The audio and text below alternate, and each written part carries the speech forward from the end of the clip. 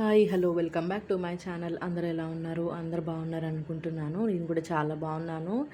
ఈ ఎండాకాలంలో మనకి మంచిగా రిఫ్రెషింగ్గా ఉండే మస్క్ మిలన్ జ్యూస్ అనేది చూపిస్తున్నాను. అసలు ఇక్కడ నేనైతే షుగర్ కానీ అలాంటివి ఏమీ వాడకుండా మనము న్యాచురల్ స్వీట్నెస్తో మనం ఈ జ్యూస్ అనేది చేసేద్దాం అనమాట. సో దానికి కావాల్సిన ఇంగ్రీడియంట్స్ ఇక్కడ నేను చూపిస్తున్నాను చూడండి. సోక్ చేసుకున్న బాదం ఇంకా క్యాష్యూ తీసుకోండి.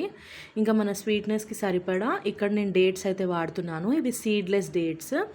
ఇవన్నీ కూడా ఒక హాఫ్ అన్ అవర్ నానపెట్టుకుంటే సరిపోతుందండి. ఇంకా నేను ఒక ఫుల్ మస్క్ మిలన్ తీసుకున్నాను. ఇదైతే ఒక 2 పర్సన్స్కి సరిపోతుంది. అంటే 2 గ్లాసెస్ వరకు వస్తుంది జ్యూస్ అనేది మనకి. ఇప్పుడు నేను ఒక పెద్ద మిక్సీ జార్ తీసుకున్నాను. అందులో నేను ఆల్రెడీ సోక్ చేసుకున్న బాదం జీడిపప్పు అయితే వేస్తున్నాను. ఇంకా మనకి స్వీట్నెస్కి సరిపడా మనం ఖర్జూరా వేసుకుంటే సరిపోతుంది. ఇక్కడైతే నేను ఒక 4 to 5 వేసాను.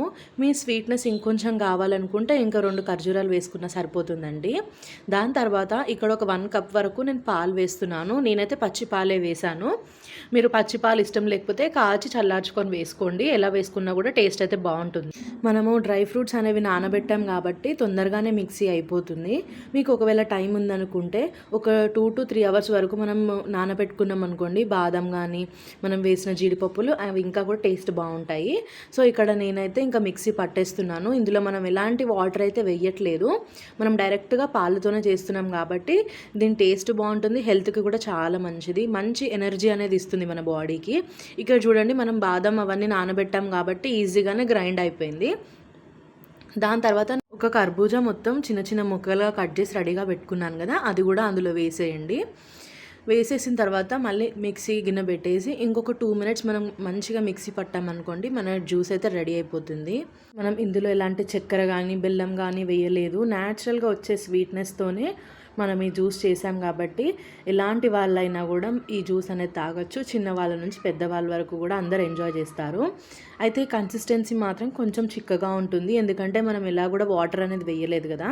ఒకవేళ మీకు కొంచెం పల్చగా కావాలంటే కొద్దిగా వాటర్ వేసుకోండి, అప్పుడు సరిపోతుంది. నేనైతే ఎలాంటి కూడా వాటర్ అయితే వేయలేదు. ఇక్కడ టేస్ట్ చూస్తాను స్వీట్నెస్ సరిపోయిందా లేదా అని. వేళ ఇంకా కొంచెం చప్పగా అనిపించింది అనుకోండి, ఇంకొక 2 ఖర్జూరాలు వేసుకొని మిక్సీ పట్టుకుంటే సరిపోతుంది స్వీట్నెస్ అనేది. ఇంకా దాని తర్వాత మంచిగా ఒక గ్లాస్లోకి సర్వ్ చేసుకున్నాం అనుకోండి, మన జ్యూస్ అయితే రెడీ అయిపోయింది. మీరు దీన్ని కొంచెం చిల్డ్గా తాగాలనుకున్నారనుకోండి, ఒక 1 hour అలా ఫ్రిడ్జ్లో పెట్టారనుకోండి, చాలా చల్లగా అయిపోతుంది. మంచిగా ఆఫ్టర్నూన్ ఒక మీల్ తర్వాత ఈ జ్యూస్ తాగామనుకోండి, ఇంకా ఈవినింగ్ వరకు మనకు ఆకలి కూడా వేయదు. ఇంకా ఈ జ్యూస్ పైన గార్నిష్ కోసం మనం కొంచెం డ్రై ఫ్రూట్స్ పౌడర్ వేసుకోవచ్చు. అయితే నేను ఇక్కడ ఒక 2 బాదంని మంచిగా గ్రేట్ చేస్తున్నాను అనమాట. మీ ఇష్టం, మీకు నచ్చిన డ్రై ఫ్రూట్స్తో కూడా మీరు గార్నిష్ చేసుకోవచ్చు. ఇంకా మీకు ఇంట్రెస్టెడ్ ఉంది అంటే డ్రై ఫ్రూట్స్ని ఇట్లా ఫైన్గా చాప్ చేసి మనం జ్యూస్లో వేసుకున్నాం అనుకోండి, తాగేటప్పుడు కూడా మంచిగా క్రంచీ ఉంటుంది. ఇక్కడైతే నేను బాదంని చిన్న చిన్నగా పౌడర్లా చేశాను కదా, అది దానిపైన గార్నిష్లా వేస్తున్నాను. వేసేసిన తర్వాత ఒక 5 to 10 minutes మనం ఫ్రిడ్జ్లో పెట్టుకొని తాగామంటే మన జ్యూస్ అయితే రెడీ అయిపోతుంది. చూసారు కదా ఎంత ఈజీగా చేసుకోవచ్చు. టేస్ట్కి టేస్ట్ అండ్ హెల్త్కి హెల్త్. ఎందుకంటే ఇందులో వేసిన అన్ని ఇంగ్రీడియంట్స్ కూడా మంచి ఇంగ్రీడియంట్స్. షుగర్స్ కానీ అలాంటివి ఏది వాడలేదు. న్యాచురల్ స్వీట్నెస్తో వాడడం కాబట్టి టేస్ట్ కూడా చాలా బాగుంటుంది. ఇది చాలా ఫిల్లింగ్గా కూడా ఉంటుంది. మనం చిన్నపిల్లలకు కూడా ఇచ్చామనుకోండి, వాళ్ళు చాలా ఎనర్జీతో ఉంటారు.